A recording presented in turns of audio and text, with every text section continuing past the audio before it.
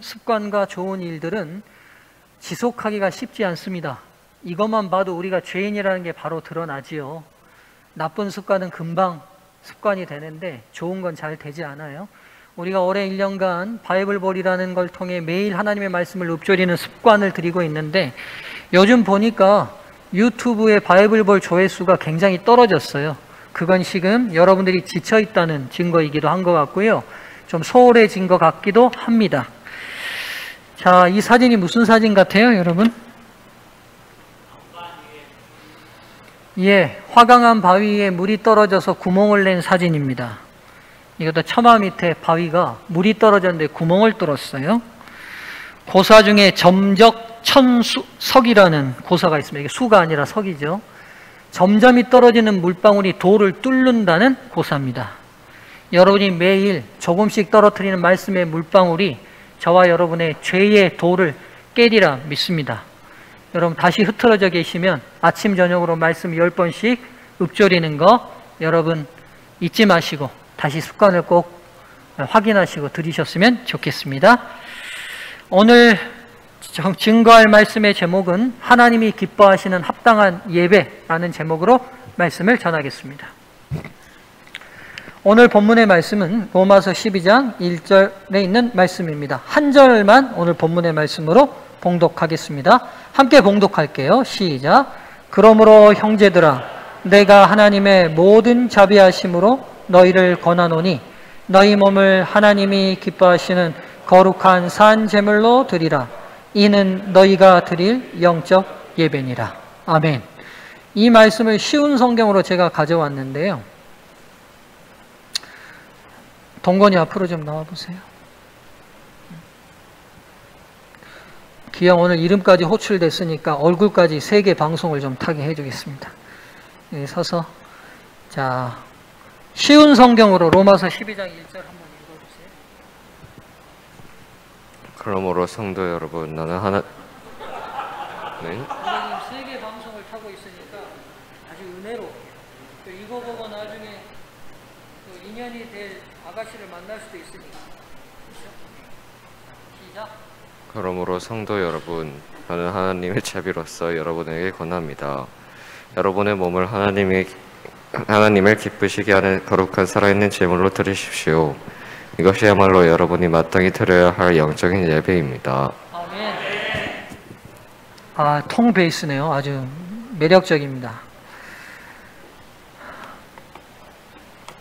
성경 로마서는 기독교에서 가장 중요한 교리인 믿음으로 말미암아 얻는 구원의 도리를 체계적으로 설명한 성경입니다. 그래서 많은 사람들의 사랑을 받았고 특별히 중세 암흑기의 역사를 바로잡았던 종교개혁을 일으키는 근간을 이루는 책입니다.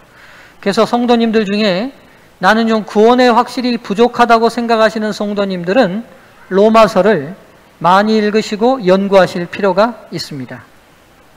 이 로마서는 크게 두 부분으로 나뉩니다. 1장부터 11장, 12장부터 16장까지로 나뉘는데요. 1장부터 11장까지는 믿음으로 말미암는 구원에 관하여 사도 바울이 아주 구약의 인물들과 체계적인 설명을 통해서 이론적으로 어떻게 우리가 믿음으로 구원받으지에 대해서 설명하고 계십니다. 12장부터 16장까지는 믿음으로 말미암아 구원받은 사람들이 실제적인 삶에 어떤 적용들을 하고 사는지를 설명하고 있습니다. 그래서 바로 전반부는 이론편이라고 할 수 있고 후반부는 적용편과 실제편이라고 할 수 있습니다. 오늘 저희가 봉독한 말씀은 그 적용과 실제의 가장 첫 번째 구절입니다. 이 말씀에는 믿음으로 말미암아 죄와 사망으로부터 구원받은 성도들의 삶에 적용되고 실천되길 원하는 사도 바울의 간절한 바람이 담겨 있어요.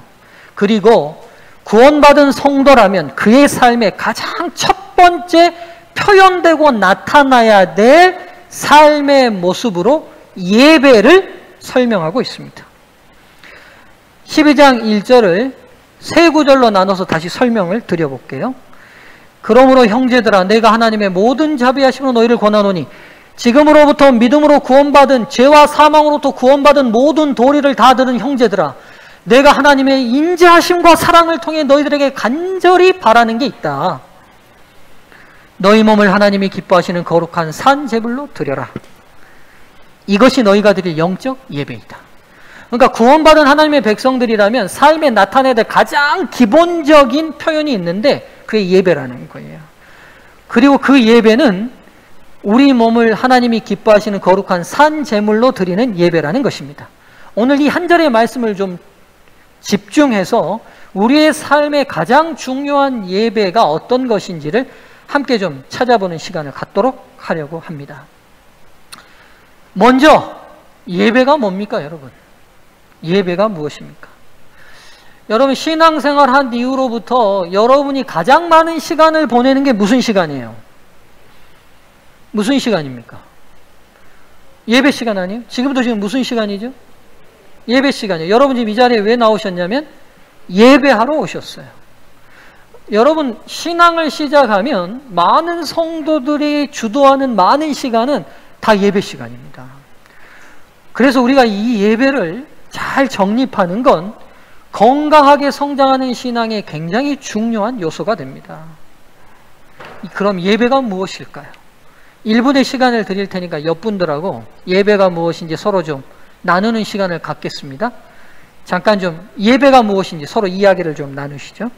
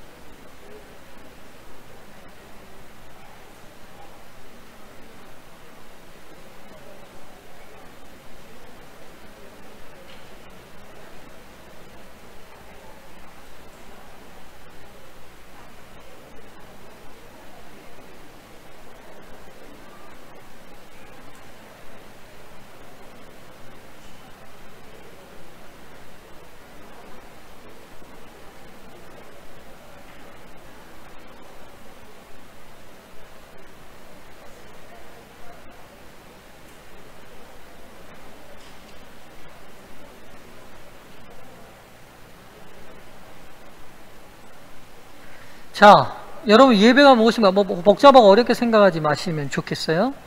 여러분이 생각하는 예배의 정의를 한번 들어볼까요? 제 눈을 피하시는데 네. 그동안 우리가 얼마나 많은 예배를 드렸어요. 그렇죠? 여러분이 생각하는 예배의 정의가 뭡니까? 자, 백혜숙 집사님, 예배가 뭡니까? 백 집사님이 생각하시는 예배는 뭡니까? 예, 크게. 순종. 예배는 순종이다. 예, 좋은 정의입니다. 우리 이번 안식일을 마지막으로 캐나다로 이민 가는 성도가 계셔요. 우리 손장로님의 사랑하는 딸, 우리 손민 자매가 이번 안식일을 마지막으로 화요일날 캐나다로 이민을 떠납니다. 가기 전에 우리 사랑하는 고향교회 성도님들에게 예배가 뭡니까?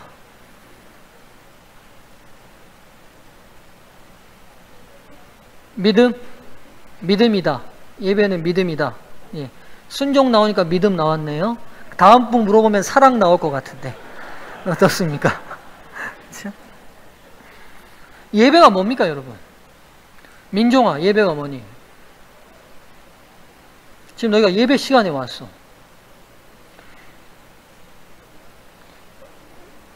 왜 왔어, 여기? 그러니까 예배 드리러 왔어. 예배가 뭐야? 하나님의 말씀을 듣는 거. 오, 그래. 민종이가 생각하는 예배는 하나님의 말씀을 듣는 거. 상철아, 예배가 뭐야?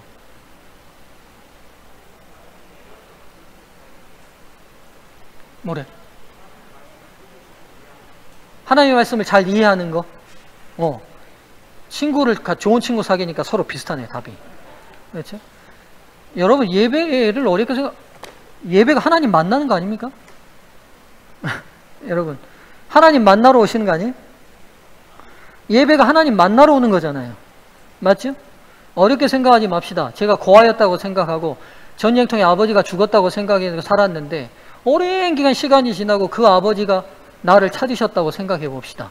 나는 아버지가 죽었다고 생각했는데 그 아버지가 나를 찾기 위해서 한국 어디든 안 간 곳이 없이 다 찾아다녀서 드디어 극적으로 다시 만났어요. 저에게 연락이 왔습니다. 당신의 잃어버린 아버지를 만났다고, 찾았다고, 어디로 좀 오시라고.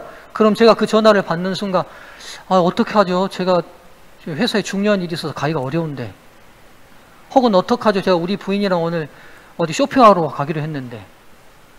혹은 우리 아들 지금 영어학원 바래다 줘야 되는데. 여러분, 죽어버린 아버지를 찾았다고 하는 순간 내 삶의 모든 우선순위의 순위가 완전히 바뀌어버려요. 여러분, 아버지가 잃어버렸다고 생각하고 없었다고 생각해서 그 아버지를 찾았어요. 그 순간 여러분, 그 아버지와 만나겠다는 시간이 여러분 삶의 우선순위에 제일 어디를 점령하게 됩니까? 최고를 점령하게 되죠. 오늘 복음은 우리에게 아버지가 있다는 걸 설명하고 있어요. 우리가 잃어버린 사람이 아니라 우리에게 창조하신 하나님이 계시고 죄진 우리의 삶을 구원한 구주가 있다는 사실을 공개했어요. 그분이 우리를 만나기를 원해요. 그래서 우리가 그 은혜의 그 만남의 장소로 나오는 게 예배 아닙니까? 여러분 어떻습니까? 예배는 하나님을 만나는 겁니다. 그래서 사도 바울이 구원의 깊은 도리를 깨달은 사람은 삶의 어떤 것보다도 예배가 바로 설 거라고 호소하는 거예요. 그래서 여러분, 예배가 바로 설면 삶이 달라지게 되어 있습니다. 기독교 근간의 모든 변화는 예배에서 왔어요.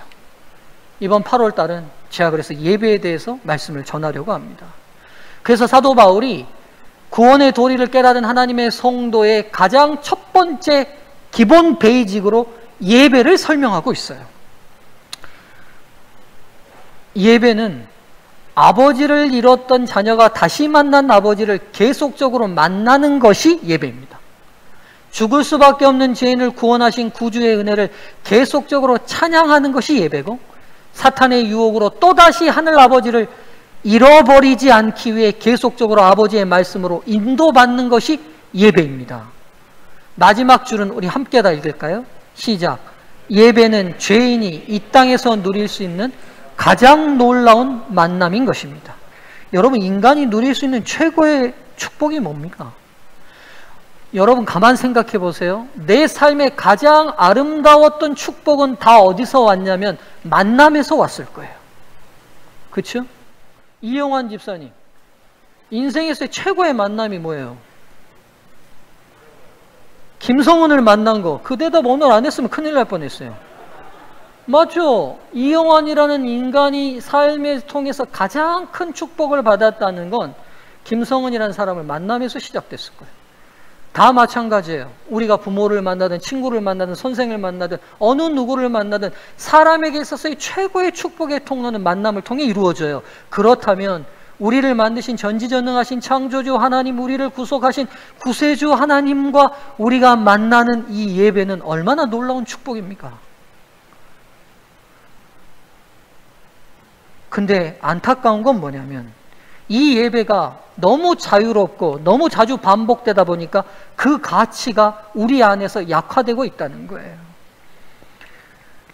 제가 여러분, 예완아, 목사님이 바나나 하나 사줄게. 좋아 안 좋아? 별로 안 좋지.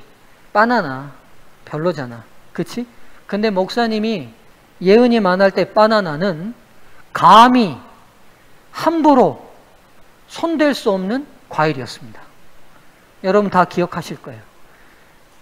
어느 날 제가 어렸을 때 우리 아버님이 바나나를 한 손 사오신 거예요.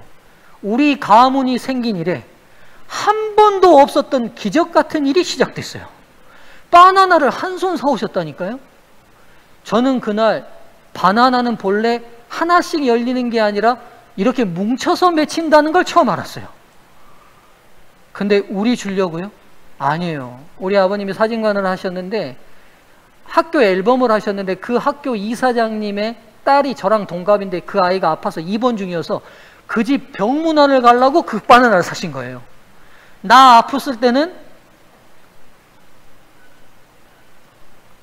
나 아팠을 때도 살 수 없는 과일이 그 바나나였어요. 한 손을 샀는데 제가 그날 결심했죠. 방문을 따라가리라. 왜요? 그 바나나를 얻어먹어야 되니까. 그래서 따라갔어요. 따라갔더니 아니나 다를까 이사장 사모님이 뜯어서 바나나를 하나 줘요. 껍질을 하나 벗기는데 어떻게 과일이 이렇게 신기하게 생길 수 있는지. 막 하나 껍질을 벗겼는데 그 안에 노란 게 막 빛이 나요. 벗겼는데 차마 한 입 베어 물 수 없어서 차마 이거 깨물면 바나나한테 너무 미안해서 조금씩 먹었어요. 지금 바나나는요. 그럼 여러분, 지금 바나나의 영양가랑 그때 제가 먹었던 바나나의 영양가는 천지 차이가 난 바나나입니까? 아니면 똑같습니까? 똑같죠. 뭐가 달라졌죠? 바나나를 대하는 제 마음이 달라졌어요. 예배가 이렇게 되지 않았나 모르겠어요. 지금 이 시간에도 북한의 지하교회는 소리를 내지 못하고 이 예배에 참석해요. 하나님이 나에게 뭐라고 말씀하실지 그 성경의 한 줄을 듣고 싶어서 간절함으로 이 자리에 와요. 여러분의 예배는 어떻습니까?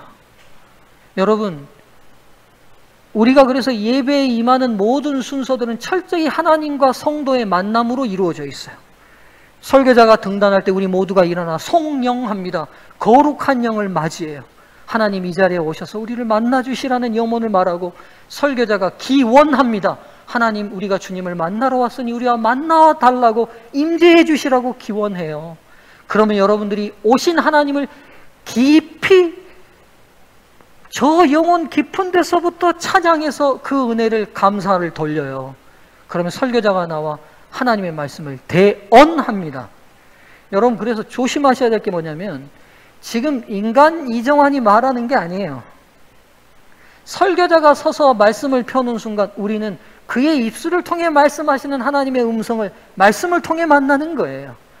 예배자로서 이 자세가 이루어지지 않으면 여러분이 수없이 많은 예배에 참석하신다 해도 여러분이 하나님을 만나는 건 굉장히 어려운 일이 되실 거예요. 그게 저든 어린아이든 집사님이든 장로님이든 오늘 단상에 서서 그가 말씀을 펴서 하나님의 말씀을 선포하는 순간 오늘 그의 입술을 통해 성령이 여러분에게 말씀하고 있다는 사실을 인지하셔야 돼요. 그 말씀을 받고 난 이후에 어떻게 하셔요? 감사해서 또 찬양해요. 그리고 이 말씀을 주신 하나님께 우리가 헌물로 봉헌해요. 그리고 이 모든 말씀의 예배에 참여한 성도들에게 축복하며 이 예배가 마칩니다. 예배는 철저히 하나님과 우리의 만남으로 연결되어 있어요. 여러분, 어떤 마음의 자세로 이 자리에 와 계십니까? 흔해 빠진 바나나가 아니라 보기만 해도 신기했던 그 바나나의 마음으로 이 자리에 우리의 예배가 갱신되면 좋겠어요. 어제 그래서 우리 부목사님이 설교하셨는데 집에 돌아와서 우리 아이들과 함께 오늘 들은 말씀의 은혜를 좀 나누자 그랬더니만 우리 큰딸이 아빠 그런 것 좀 안 하면 안 돼요 그래요. 그래서 그래도 좀 나눠보자 했어요. 우리 승유가 하는 말이 아빠 저는 편안한 안식을 취했습니다. 잤대요. 승유야, 하나님이 말씀하시니까 좀 그러지 말자. 여러분, 제가 부목사님이 설교해도 제가 어디 앉든가요? 저녁 예배 때. 인간적으로 생각할게요. 제가 20년 목회했어요. 우리 부목사님이 이제 2년 목회하십니다. 근데 제가 어디 앉든가요? 저녁 예배 오신 성도님들 제 자리가 어디입니까? 저녁 예배 때 제 자리가 이 자리에 앉습니다. 이영환 집사님 앉은 자리에 앉아요. 제가 왜 그 자리에 앉는지 아세요? 2년 목회한 김홍권의 설교를 듣는 게 아니라 김홍권의 입술을 통해 말씀하시는 하나님의 음성을 듣기 위해 그 자리에 앉아요. 장로님들이 설교해도 제가 그 자리에 앉습니다. 신학을 전공하시지 않는 장로님들이 설교하더라도 그의 입술을 통해 말씀하실 하나님의 음성을 들으려고 제가 그 자리에 앉아요. 어제 부목사님의 설교가 안식과 쉼에 대한 거였어요. 잠깐 와서 쉬어라. 제가 어제 그 말씀을 들으면서 하나님이 저에게 하시는 음성을 들었어요. 여러분이 안식일이 편할지 몰라도 저는 안식일이 굉장히 부담됩니다. 저에게 안식일은 안식일이 아니에요. 왜냐하면 어떻게 하면 여러분에게 은혜로운 하나님의 말씀을 증거할까가 제 늘 머릿속에 고뇌로 가득 차 있어요. 근데 어제 안식과 쉼에 대해서 부목사님이 말씀하시는데 하나님이 저에게 이렇게 말씀하시는 것 같아요. 네가 하는 설교까지 나에게 맡겨라. 제 마음에 큰 안식과 쉼을 얻었어요. 하나님이 말씀하시는 거예요. 여러분, 예배 자리에 그런 마음으로 오실 때에 이 예배가 여러분의 삶을 변화시키는 근본적인 성령의 능력이 되실 줄 저는 확신합니다. 네. 그래서 여러분, 구원받은 성도들은 예배가 가장 중심에 놓이게 돼요. 이 놀라운 구원을 이루신 하나님을 예배하는 것은 단순한 형식이나 의식이 아닙니다, 여러분. 바울은요, 단순한 예배를 잘 드리라고 말하지 않고 앞에 수식어를 하나 놓았어요. 어떤 예배? 영적 예배를 드리라고 말해요. 여러분, 여기서 이 영적이라는 단어를 좀 살펴볼 필요가 있어요. 이 영적이라는 단어가 합리적, 이성적, 합당한이라는 뜻을 가지고 있습니다. 즉, 구원의 도리에 들어온 거룩한 성도들은 그냥 예배가 아니라 합당한 예배를 드리래요. 자, 성도님들, 예배자로 우리가 이 자리에 오는데요, 하나님이 보실 때는 우리가 드리는 예배가 그냥 예배가 있고 합당한 예배가 있대요. 그리고 바울은 권면하기를 합당한 예배를 드리라고 말해요. 여러분, 도대체 합당한 예배는 어떤 예배입니까? 하나님이 기뻐하실 만한 합당한 예배는 어떤 예배일까요? 바울이 설명하고 있어요. 합당한 예배는 우리 몸을 하나님이 기뻐하시는 거룩한 산 제물로 드리는 예배래요. 이 말이 좀 어렵습니다. 여러분, 이런 예배가 합당한 예배라는 거예요. 여러분, 사도 바울이 이 구절은 구약 시대 때 제사법에서 가지고 오고 있어요. 여러분, 제사가 5대 제사가 있어서 여러 양식이 있긴 합니다만 보통 드려졌던 상번제, 매일 드려졌던 예배가, 이 제사가 어떻게 드려졌냐면 제물이 오면 제물을 죽이고 나서 피와 기름을 제거하고 난 다음에 그대로 통째 제단 위에 올려가지고 어떻게 했습니까? 불을 질러 다 살랐어요. 전체를 다 살랐어요. 그러면 하나님께서 그 향기를 흠양하시고 좋아하셨다고 기록되어 있어요. 바울이 그 표현을 갖다가 우리 예배에 적용시키고 있어요.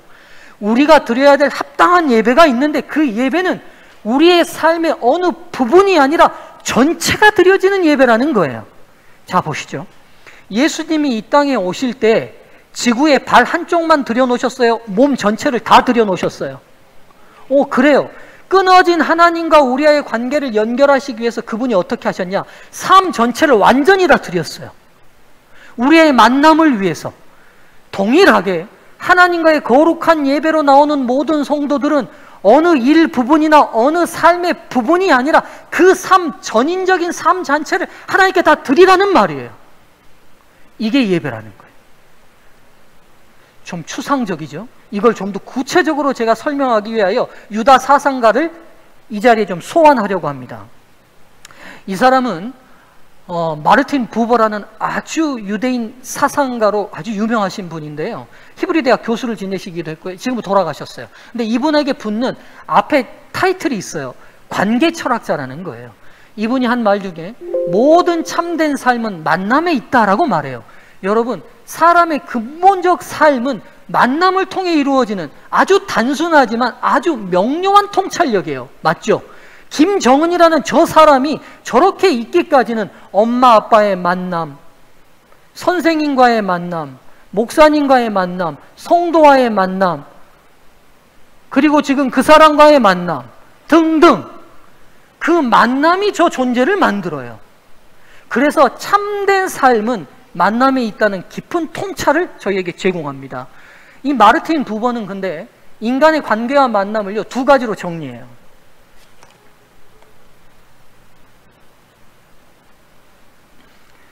마르틴 부버는 사람의 관계와 만남은 두 가지가 있대요. 나와 너의 만남이 있고 나와 그것의 만남이 있대요.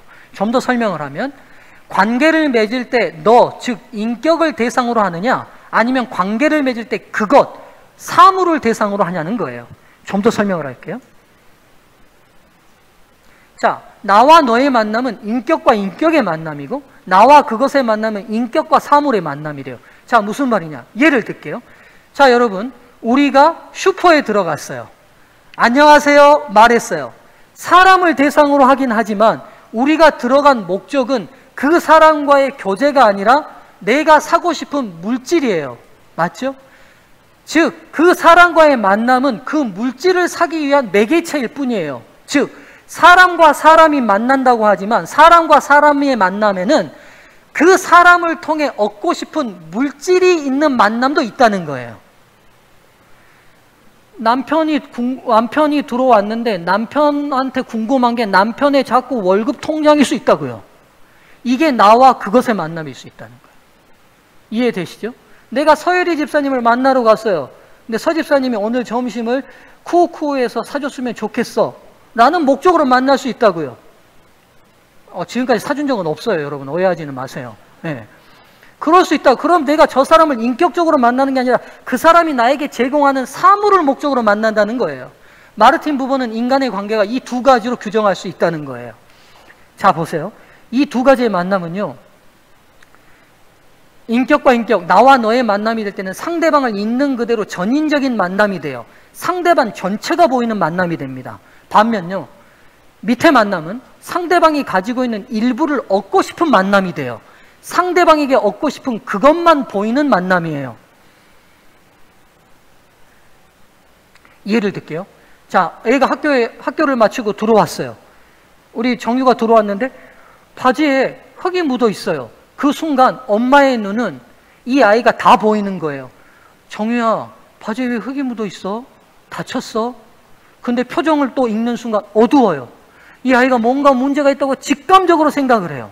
이 아이가 학교에서 어떤 일이 있었는지, 혹 마음 상한 일은 아닌지, 혹 기분 나쁜 일은 아닌지, 친구들이 왕따시킨 건 아닌지, 이 아이에게 전인적인 모든 모습이 보여요.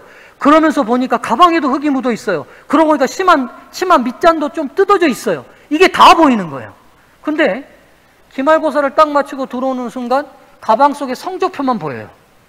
엄마의 눈이. 그리고 이 아이에 흙이 묻어 있는데 아무것도 안 보이고, 너 오늘 성적표 받은 날이지? 빨리 성적표 내놔.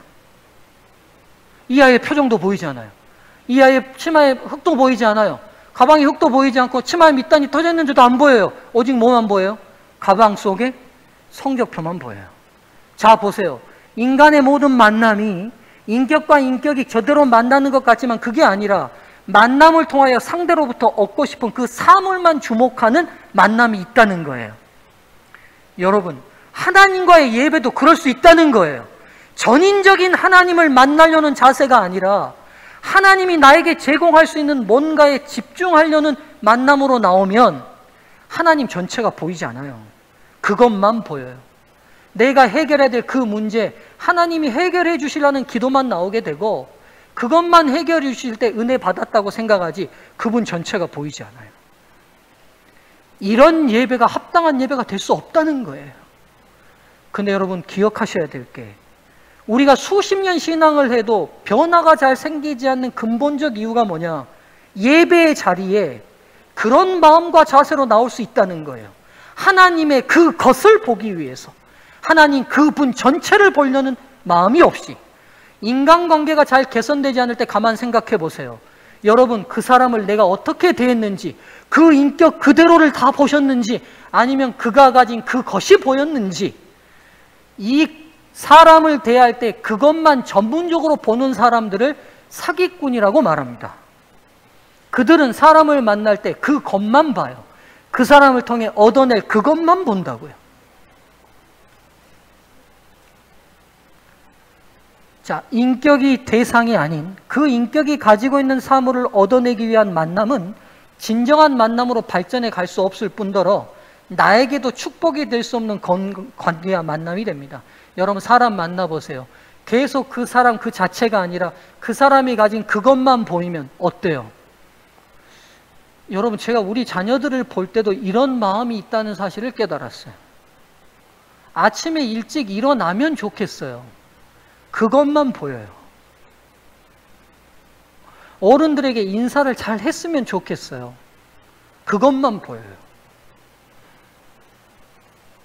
내가 정한 어떤 그것이 그 사람을 보는 눈으로 픽스된 순간 그 사람 자체가 보이지 않는 거예요. 하나님은 여러분에게 어떤 분이세요? 그것만 보이는 분이세요? 내 자녀 문제만 해결해 주시는 분이세요? 내 경제 문제만 해결해 주시는 분이세요? 내가 원하는 뭔가만 해결해 주셔야 되는 분이세요? 그것만 보인 하나님과의 만남은 절대로 발전될 수 없어요. 그리고 요원한 것은 우리가 변화될 수 없어요. 하나님과의 예배가 이렇게 될 수 있다는 것입니다. 하나님 그분의 인격 앞에 내 전 인격이 만나는 것이 아니라 하나님이 가지신 것의 일부를 원하는 만남이 된다면 이것은 진정한 예배가 될 수 없다는 것입니다. 예배는 인격과 인격, 존재 그 자체가 만나는 것이고 인격과 인격의 만남은 닮아가게 되어 있어요. 그 외모만이 아니라 그 내면이 닮아가게 돼 있어요, 여러분. 하나님으로부터 내가 원하는 무엇인가를 얻어내는 예배가 아니라 하나님 그분 자체를 만나는 예배가 될 때, 그리고 우리의 어느 일부를 드리는 예배가 아니라 우리의 전 존재가 하나님께 드려질 때 합당한 예배가 된다는 것입니다. 이런 합당한 예배는요, 우리 삶의 모든 관계를 개선하는 강력한 능력이 됩니다. 무슨 말이냐? 하나님과의 이런 예배, 인격과 인격이 만나는 예배의 참 예배를 경험한 사람은 일상의 삶으로 돌아갔을 때 사람과 사람의 관계도 인격과 인격의 만남의 눈이 달라진다는 거예요. 하나님 그분 자체를 만나는 예배는 우리가 사람을 대하는 관계에도 영향을 미치게 됩니다. 사람을 그가 가진 무엇인가를 얻어내는 것을 위한 만남이 아니라 하나님이 창조한 사람 그 인격 자체를 만나기 위한 관계로 나아가게 된다는 거죠. 얻고 싶은 물질이 아니라 사람 그 자체가 보이게 된다는 것입니다. 오늘 우리의 삶의 관계가, 제가 보니까요, 회사를 그만두는 가장 첫 번째 이유도 인간관계고요, 인간을 제일 불행하게 만드는 이유도 다 인간관계예요. 인간관계가 참 어렵고 힘드시죠? 그렇죠? 그럼 여러분, 우리를 괴롭히는 그 사람에게도 문제가 있지만 한 번쯤 우리가 사람을 어떻게 대하는지도 한번 생각해 보셔야 될 것 같아요. 우리가 사람을. 부부간이 혹시 힘들면, 부자간이 혹시 힘들면 우리의 모든 인간관계를 다시 한번 대해보는 우리의 태도를 한번 생각해 보시면 좋을 것 같아요. 어떤 방법이로든지 그렇게 될 수 있어요. 여러분, 목사도 마찬가지예요. 여러분들의 성도를 그렇게 대할 수 있다고요. 제 시간에 교회 잘 나오고, 헌신 잘하고, 봉사 잘하고, 이렇게만, 그것만 여러분들을 대하게 될 때 여러분의 진짜의 인격과 만나지 못하는 목사와 성도 간에 벽이 생길 수 있다고요. 우리 모두 다 마찬가지죠. 그래서 여러분, 진정한 예배를 통해 하나님과 만나는 경험을 한 사람은요, 인간관계가 개선될 거라고 저는 확신합니다. 왜냐하면 하나님 그분을 경험하면 우리가 사람을 대할 때 그 사람 그 자체가 보일 거라는 생각이 들어요. 요즘 한참 올림픽이 열리고 있습니다. 여러분, 이 올림픽이 열릴 때 많은 선수들의 성공담들이 많이 기사화됩니다. 제가 이 기간 동안에 한 선수에게 깊이 감동된 선수가 있어요. 제게 감동을 준 선수인데요. 이 선수입니다. 여기 왼쪽에 있는 선수인데요. 이 선수 이름 아세요? 네, 이다빈이라는 태권도 선수인데 은메달을 이번에 땄습니다. 근데 준결승전에서 이 선수의 아주 이 경기가 아주 빅 뉴스가 됐어요. 지고 있었는데 1초를 남기고 발을 올려가지고 3점을 따가지고 역전시켰어요. 1초의 승부를 이뤘어요. 그리고 결승전에 올라갔습니다. 결승전 장면인데요. 여러분, 이 사진을 봐서는 누가 금메달 딴 것 같습니까? 한국 선수가 딴 것 같고 이 선수가 진 것 같은데 반대입니다. 이 선수가 금메달 따고 이 선수가 졌어요. 근데 이 사진이 굉장히 이슈가 되고 유명해진 이유가 뭐냐면, 여러분, 태능 선수촌의 선수들이 그들의 삶을 어떻게 보내는지 혹시 아세요? 잘 모르시죠? 제가 그 사람들 이웃으로 살았잖아요. 삼육대학이 바로 옆이거든요. 그 레슬링 선수들 막 우리 제명호 뛰고 막 운동하고 하거든요. 진짜 온 청춘을 이 올림픽 금메달에 다 갖다 바칩니다. 진짜 대단해요, 그 사람들. 오직 삶을 금메달을 보고 뛰어온 선수인데 금메달의 문턱에서 떨어졌어요. 여러분 어떠실 것 같아요? 저 같으면 진짜 원통하고 눈물 안 흘려 안 흘릴 수 없을 것 같은데, 이다빈이라는 선수가 지고 난 다음에 우승한 선수에게 엄지를 내보이고 저렇게 환하게 축하해주고 있어요. 그래서 이 사진이 이슈가 됐어요. 그래서 이 친구가 어떻게 이런 마음을 가질 수 있는지 제가 궁금했는데, 한 라디오 프로그램에 이 선수의 이 사진이 유명해져서 인터뷰가 됐어요. 제가 그 인터뷰 내용을 잠깐 소개하겠습니다. 묻습니다, 앵커가. 이긴 선수한테 웃으면서 포옹을 하고 엄지를 당신 잘했어요. 이 모습이 너무 아름답더라고요. 어떤 마음이었습니까? 금메달만을 보고 뛰어온 선수가 진 그 순간 이긴 선수에게 정말 잘했다고 격려해 주는 거 정말 쉬운 일 아니잖아요. 어떻게 그런 마음이 있었냐고 물었어요. 이 20대의 청년에게. 그랬더니 이 선수가 이렇게 얘기해요. 저도 물론 힘들게 준비를 하고 간절한 마음으로 준비를 했지만 이제 모든 선수들이 다 간절하고 힘든 훈련을 거쳐서 이 무대에 서게 되는 거라고 생각을 해요. 생각을 해서 이제 승리한 선수를 축하해 주겠다는 그런 생각을 가지고 있었던 것 같아요. 그래서 이제 끝나서 그 선수를 축하받을 일이니까 축하를 해줘야 될 것 같다라고 생각해서 그런 모습이 나왔던 것 같습니다. 무슨 말이에요? 자기도 간절함으로 이 무대에 섰지만 상대편에 선 선수도 나보다 더 간절함으로 섰다 이거예요. 내가 땀방울 흘린 만큼 저 선수도 땀방울 흘렸고 내가 고된 훈련만큼 고됐다는 거예요. 저 고됨을 그 금메달 때문에 그 물건 때문에 가려서 그 선수가 안 보인 게 아니라 그 물건 넘어 그 사람이 보였다는 거예요. 제가 이 말을 듣는데 야, 이가 종교인도 아닐 테고 신앙인인지 아닌지는 몰라요. 어떻게 이런 예배의 깊은 본질적인 삶을 말할 수 있을까 하는 생각이 든 거예요. 예배의 본질이 뭐냐? 하나님 그분이 보이는 거예요. 사람 그분이 보이는 거예요.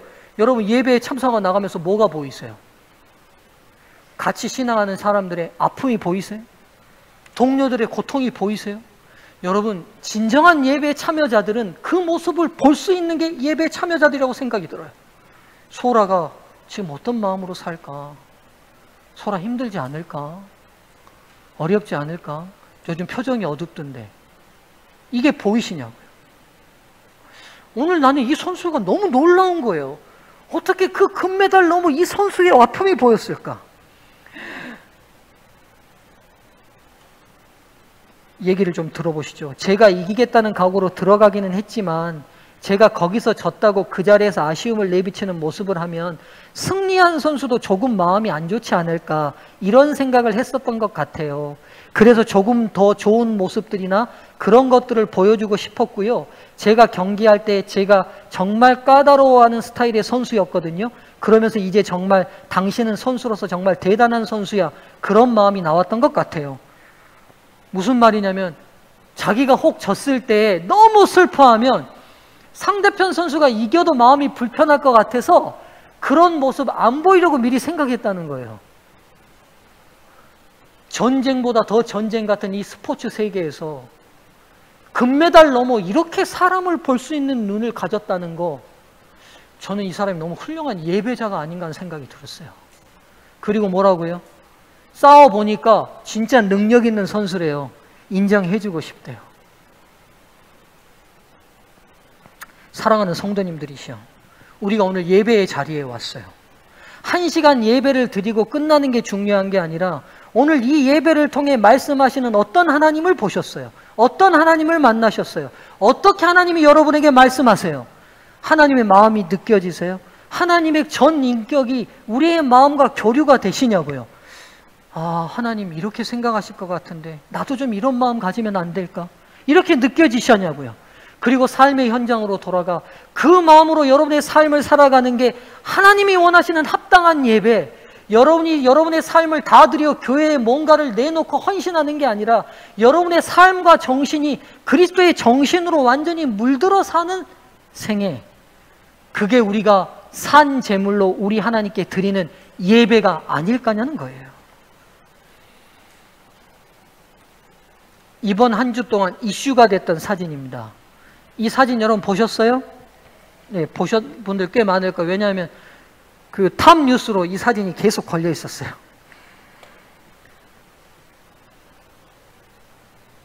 코로나 걸린 할머니와 간호하는 간호사가 방호복을 입고 화투를 하는 모습입니다. 이 병원이 어딘지 아세요? 이 병원이 어느 병원입니까? 서울위생병원입니다. 우리 병원이에요. 우리 병원 간호사들이 코로나 기간 동안에 걸린 한 할머니의 사진을 찍어서 뭐 간호학회에서 무슨 사진 무슨 그런 걸 했나 봐요. 거기에서 아마 이자 뽑혔고 이게 이슈가 됐어요. 우리 간호사들이 93세 걸린 치매 걸린 할머니가 코로나 걸려서 들어오니까 이 코로나 병동은 혼자 격리되는 거잖아요. 근데 치매까지 걸렸으니까 얼마나 더 외롭겠어요. 간호사들이 생각을 했어요. 침대 위에서 혹여라도 혼자 떨어지시면 안 되니까 바닥에다 매트를 깔고, 이 할머니가 혼자 치매인데 계속 혼자 놔두니까 점점 할머니가 더 다운되니까 안 되겠다 싶어서 이 할머니 위해서 우리가 할 수 있는 게 뭘까? 근데 할머니 집에 화투가 있었어요. 할머니가 화투를 좋아하시나 보다 해서 화투 그림 맞추기를 같이 한 거예요. 방호복 입고 들어와서. 참 사진 너무 감동적이지 않아요?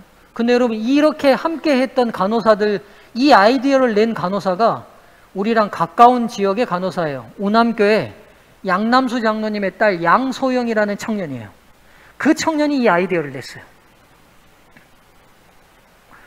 여러분, 힘들어 죽겠잖아요, 간호사 일도. 그냥 이 환자 대충 나오고 나면 나도 월급 받고 서로 그거 받고 그냥 끝나면 되는 관계 아닌가요? 서로 관계를 그렇게 깊이 가져야 될 관계도 아니잖아요. 근데 이 간호사들 눈에 93세 걸린 중병 치매에 시달리는 할머니가 있는 그대로 보였어요. 있는 그대로. 어떻게 하면 이 할머니를 도와줄 수 있을까? 저는 이 자리가 예배의 자리처럼 보입니다. 우리가 오늘 이 자리에 와서 찬양하고 설교하고 기도하는 예배가 예배로 끝나는 것이 아니라 우리의 삶의 현장이 이렇게 사람이 보이는 예배의 현장이 됐으면 좋겠습니다. 네. 댓글이 달렸어요. 제가 댓글 한번 볼까요? 우리 사회는 이런 마음이 행복한 사람들이 있어서 감사합니다. 두 번째, 기사를 읽는 도중 감동의 눈물을 흘렸습니다. 이수련 선생님의 환자를 위하는 마음은 진정한 나이팅게일입니다. 여러분 모두가 이 시대의 의인이십니다. 감사합니다. 고맙습니다. 이 댓글이 하나님께 영광 돌리더라고요. 우리의 착한 행실로 하늘 아버지께 영광을 돌리게 하라는 마태복음에 있는 말씀이 그대로 현실에 나타나더라고요. 사랑하는 서중앙 성도님들이시여, 합당한 예배자로 서면 좋겠습니다. 하나님 있는 그대로 그분을 보시고 그분의 마음을 우리가 경험하고 교류했으면 좋겠고, 그게 사람을 보는 눈으로 그대로 나타났으면 좋겠습니다. 말씀을 마치는데요, 목사님, 저는 사람이 잘 안 보여요. 보이는 일만 보이고 눈에 보이는 일만 잘 보입니다. 이런 분들에게 권하고 싶은데요, 훈련이 필요합니다. 특별히 남자들은 더 그럴 수 있거든요. 저도 이번 주에도 우리 안사람한테 좀 미안했어요. 제가 계속 머릿속으로 설교를 생각하니까 우리 안사람이 뭐라고 막 말해도 얘기가 끝나면 움직여야 되는데 얘기가 안 끝나도 막 제가 가버린대요. 제가 이제 다른 생각을 하고 있으니까 상대가 눈에 잘 안 들어오는 거죠. 상대가 눈에. 훈련을 하셔야 돼요. 어떤 훈련이 필요하냐? 삶을 잠시 멈추고요, 내가 사람으로 생각해야 될 상대를 머릿속으로 떠올려 보셔야 돼요. 그리고 그냥 떠올리시면 안 되고요, 그 사람의 머리 스타일, 눈매, 눈, 코, 입, 입고 있는 옷, 이걸 하나하나 떠올려 보세요. 이거 제가 드리는 말씀이 아니라 뇌과학자가 하는 얘기예요. 이렇게 시간을 내서 상대를 그렇게 떠올려 보시래요. 여러분, 우리가 말씀 보고 하나님 떠올리는 것도 다 이런 거잖아요. 그걸 사람에게 적용시켜 보라는 거예요. 그러면 분명히 도움이 되실 거라고. 저도 더욱 그러는 목회자가 되도록 노력하겠습니다. 하나님이 기뻐하시는 합당한 예배, 우리의 예배가 그렇게 되기를 바라며 말씀을 마치겠습니다.